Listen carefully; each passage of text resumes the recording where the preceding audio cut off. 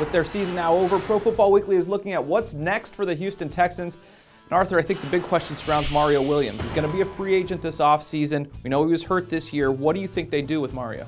Well, I think it's their best defensive player. That has not changed despite the success that Houston has had this season. Mario Williams is still their most physically gifted defender. But what we saw this year without Williams in the final 10 games was an ability for guys to come in Phillips' system, which certainly encourages and promotes the pass rush for guys to pick up the slack. Connor Barwin had a career year. Rookie Brooks Reed, I think, made more progress than anyone expected him to in half a season. So I think that, signing Mario Williams long-term is really the only option. Slapping the franchise tag on him is not cost prohibitive. They're not going to be able to do it. It's going to be north of $20 million. So their two options they're looking at here are sign him long-term and keep him, sign him long-term and possibly trade him. I think those are the two options. If you had to guess right now, granted, it's really early in the process and who knows what's going to happen. Do you think he'll be back on the Texans next year? You said it's early. I'm going to say no. I think they saw enough out of Connor Barwin. I think they saw enough out of Brooks Reed.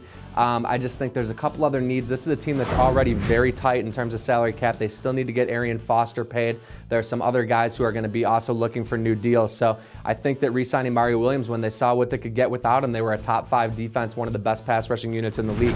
I'm not sure they need him. It's hard to believe, but I think he may now be expendable. Yeah, it's crazy. He's one of the best defensive players in the league, but we haven't seen him for a full season yet in that 3-4. Maybe he will be going somewhere else. Last year I think the season had to be considered a success overall for the Texans. They made the postseason for the first time. Matt Schaub was out. Now getting him back, are there really a lot of places they need fixes, or are they pretty content with the team they have going forward? It's a pretty talented team. This is a pretty deep team. I think that there's not really a lot of areas where they're going to need upgrades. I think standing pat, I think the fact that they're getting Wade Phillips back may be the biggest thing. He was going to go interview for some jobs and decided not to. So I think getting Phillips back is huge. There are a couple needs they're going to want to look at. We saw in the playoffs and without Andre Johnson I shouldn't say towards the end of the season, for most of the season, that there wasn't really a capable number 2 wide receiver. They used the running backs, the tight ends a lot in the passing game. Boy, it sure would be nice to have another guy who could stretch the field opposite Johnson. So I expect that to be their number 1 concern.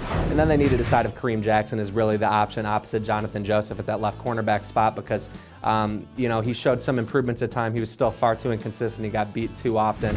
The Texans like to draft cornerbacks. They do it every year, so I would expect them to also address that position. And a great year last year for Rick Smith in that front office. I mean, they just came up with a lot of fines to figure if they could do that again. This could be a tough team to beat. That's what's next for the Houston Texans. For the best coverage of the league, check us out at ProFootballWeekly.com.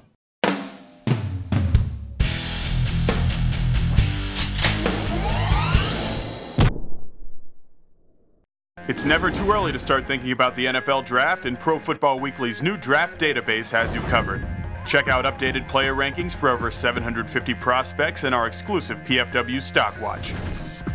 Just go to the Draft tab at ProFootballWeekly.com.